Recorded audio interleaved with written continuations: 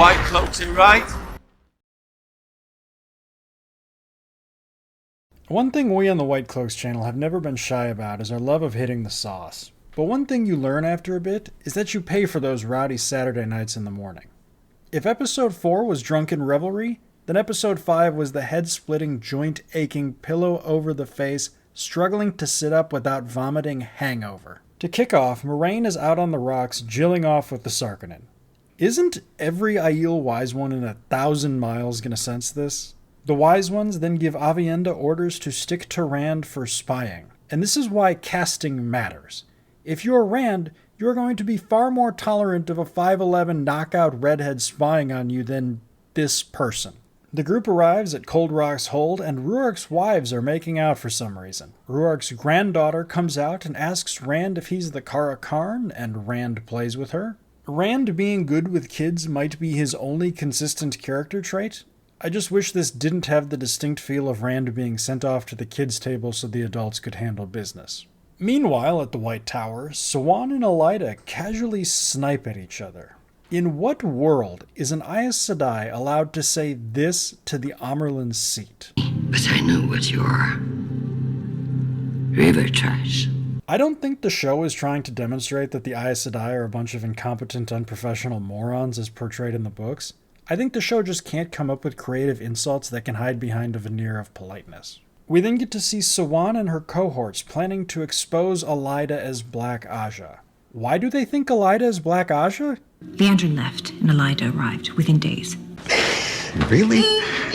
Ignoring the absurdity of thinking that every Black Aja member left the tower, and we now need Elaida to spy for the Shadow, that means there's been a Black Aja member alone with the Queen of Caemlyn for 2 decades, and we probably should send somebody to check on Morghese, right? We need to make sure she's not under compulsion, right? So they scheme out a trap to capture Elaida, and apparently the key to this plan working is Varen's sister, who has been rendered retarded by Tiny Sedai's attempted compulsion. And for the record, I don't mean retarded as in the writer of this episode is retarded, or this plan to lure Elaida is retarded. I mean genuine medical condition, mental retardation. Why is this necessary? Aren't there a dozen easier ways to bait this trap? Maxim and Alana continue to argue about stupid shit until Fail rides up and informs the crowd that White Cloak reinforcements have entered the mountains, so the Cawthon rescue operation must be initiated immediately. How is the Alana-Maxim plotline still going? The Waste group then eats. You can always tell a woman wrote an episode of television when there's a big group meal for no reason at all. During the meal, Aviendha tries to talk to Rand, who has no time for her, and also Lan eats bugs. I don't know why the Lan humiliation must continue. Stop! He's already dead! Egwene's Dreamwalker training then starts in the middle of the day, and nothing makes me laugh more about this show than how everybody but Rand figures out how to do things immediately. Egwene falls asleep and within 41 seconds has figured out basically everything about Teleran Riyadh. She gets in a spot of trouble when she finds Lanfear, who is chilling in Tar Valon for some reason, and ends up getting choked out, only to be saved by the top from Inception falling out of the candle. In 5 weeks, when this disaster gets cancelled, I'm going to have to make a compilation of the bizarre amount of choking that occurred in this show. It is beyond a fetish at this point. Also, I'm super confused. Is Lanfear done trying to hide her identity? Wasn't the entire point of torturing Egwene as Rena the Shanshan lady to preserve her identity so Egwene can't identify her to Rand? This entire subterfuge is just getting scrapped for a cheap reveal at the end of this episode. Why do it in the first place then? We get back to Elaida and she's doing some recruiting Nick Saban style when she sees Varen's retarded sister being escorted by a novice. Varen's sister informs her that the Black Aja members are being held in the 13th Depository. This seems like an insane risk. What if instead of saying 13th Depository, she says, I like chocolate milk. This entire plan falls apart. But also, why? We know the White Tower has prison cells. For some inexplicable reason, Matt spent half of Season 2 in one of them rather than chasing the Horn of Valir. It would be one thing if the existence of the Black Aja was a secret, but that cat slipped out of the bag along with this brown sister's torso. Wouldn't Sawan having captured 2 black sisters be viewed as a boon for her political standing? A small victory in the face of massive political failure?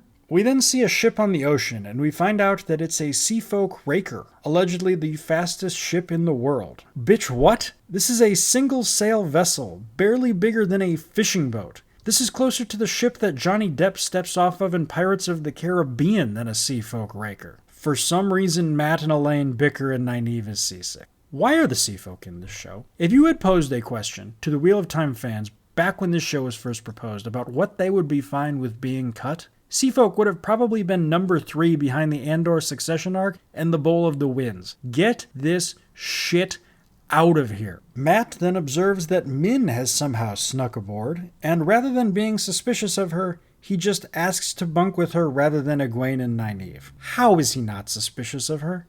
Also, didn't Min have a job to do? Wasn't she supposed to be spying on Elaida for Sawan? Or did they just forget about that?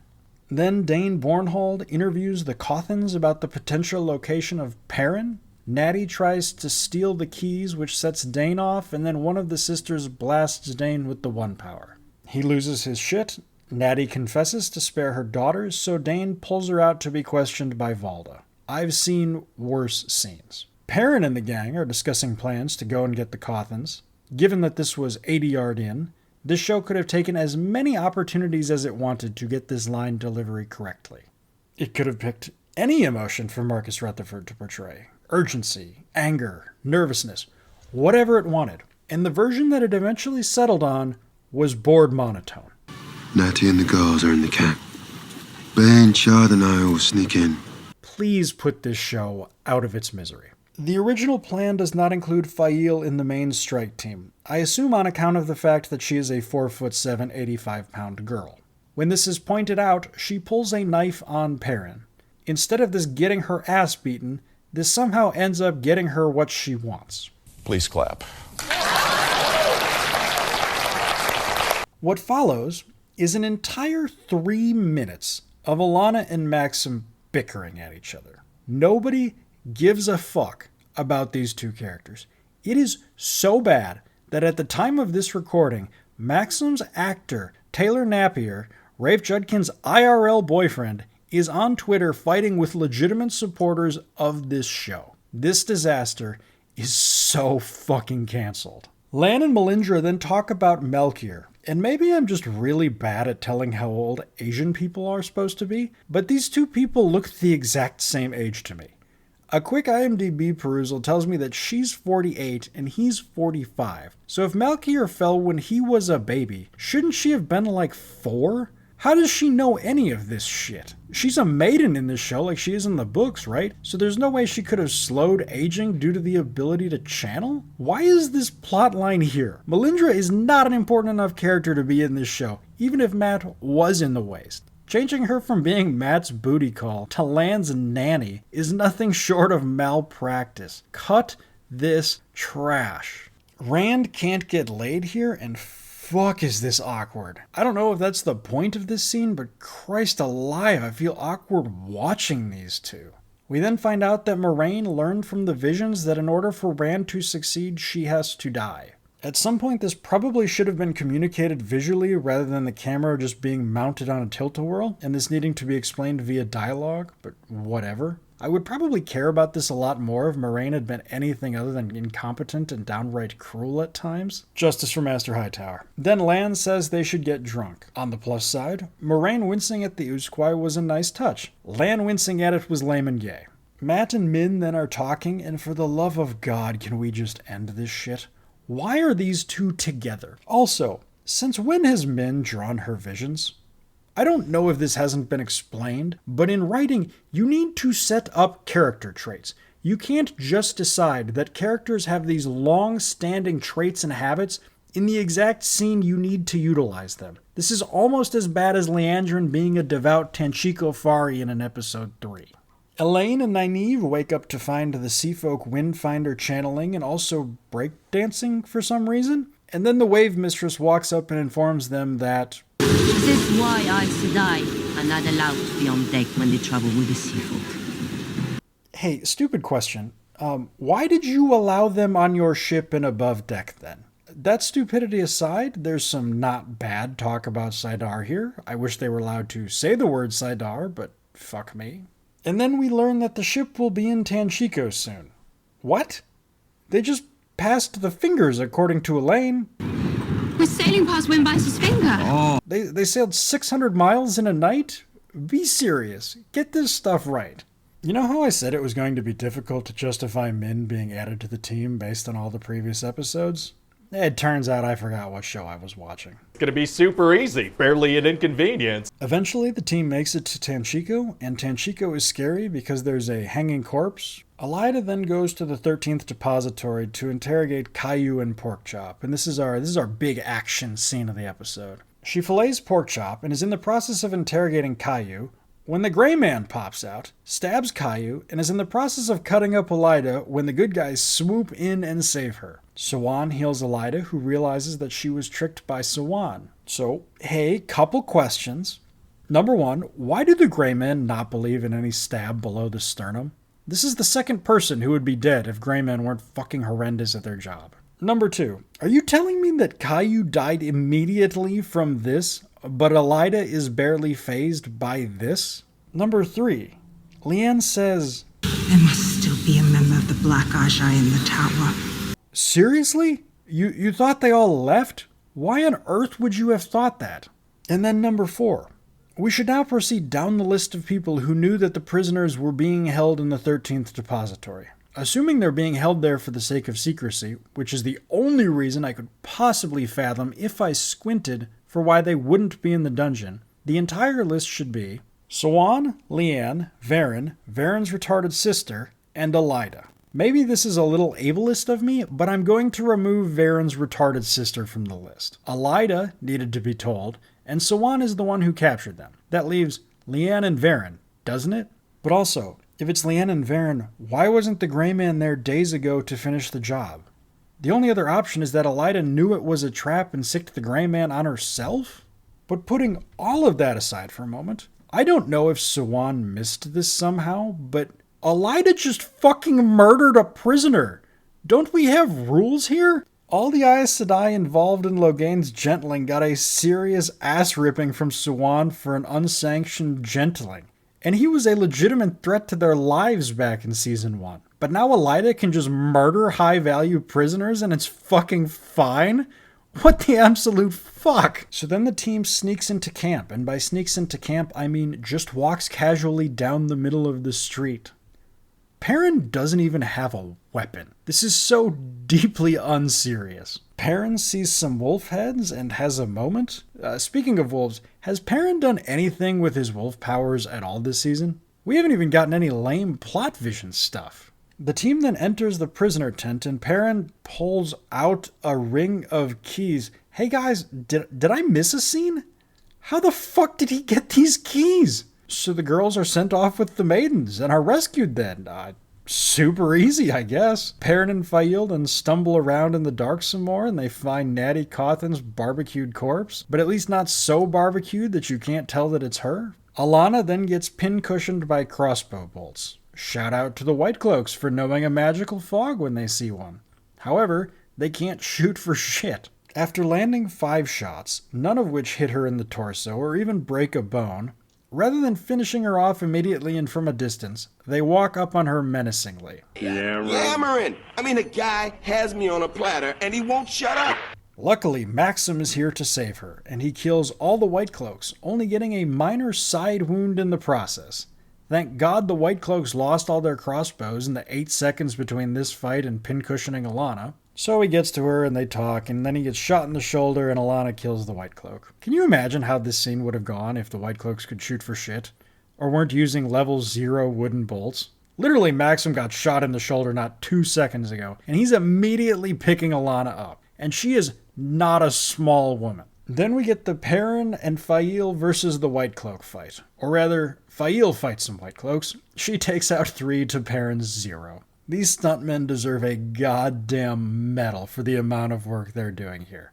This guy getting tossed by this kick is legendary. I also can't stop seeing Mr. Chow bursting out of the trunk like in the Hangover when she tries to grapple this guy. Also, Dane Bornhold apparently passes out from this throwing knife to the shoulder. Moraine tanked this from a Trolloc.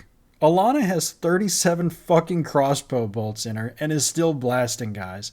But Dane Bornhold goes down from this. You punk bitch. Rand and Lanfear then talk more about their feelings for one another. Eventually, Moraine asks to go to Teleron Riyadh with Egwene, and she says, It's funny, don't you think, you warning me about the dangers of dreams. I remember years ago when I did the same to you. Genuine question. How long does this show think it's been going on for? Also, Egwene can just do this? She's had literally one lesson and now she can bring people along? Egwene has long since established her camp in Mary Sue territory. She's reaching Galadriel levels of broken. She drops off Moraine at Siwan's fuck hut. These two then talk forever. Approximately what percentage of this show is just relationship drama? What was the pitch for this show like? Rafe, our creator, said to me, it's a show where only women are supposed to be able to perform magic. And I was like, oh, okay, I'm in. Like, you had me at, like, women. Oh, then they make out. Hopefully for the last time. Egwene is now hopping through Teleran Riyadh and visiting the dreams of her friends. So just to clarify, she's mastered entering the dream, bringing other people into the dream, and entering other people's dreams, all from one conversation. But Rand still can't channel normally. Nice. In fairness to the show, most of these dreams are rather pleasant and paint these characters in a positive light. Nynaeve is teaching her daughter how to listen to the wind. No dad in the picture there, eh, Rafe? That's racist. Elaine and Avienda are break-dancing lesbian pirates. Not a thought of Rand in either one of their heads. Okay, sure. Matt is daydreaming about giving up the crack pipe and providing for his mother and sisters. And Perrin is back in the Two Rivers, blacksmithing with Fail and Hopper. But for some reason, neither he nor Hopper sees Egwene, which seems to imply that the wolf dream just isn't the thing in this show.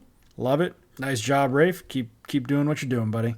And then Egwene enters Rand's dream and finds him making out with Lanfear.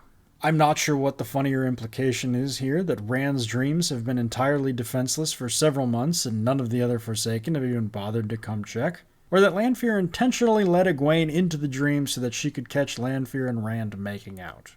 This line from Season 2 and the intentional eye contact make me think it's the latter. I've been protecting you, you know. These past few months, keeping a Charmael out of your dreams. I also love that Rand cheating on Egwene is treated as a far more grievous sin by the show than Moraine scheming with Lanfear to fake assassination attempts on her allies. But that's just par for the course with this show. And that's the episode, ending with Rand cheating on his girlfriend. I love this show so much. Hell, I don't even know if he was cheating. They seem to have a very millennial-esque situationship.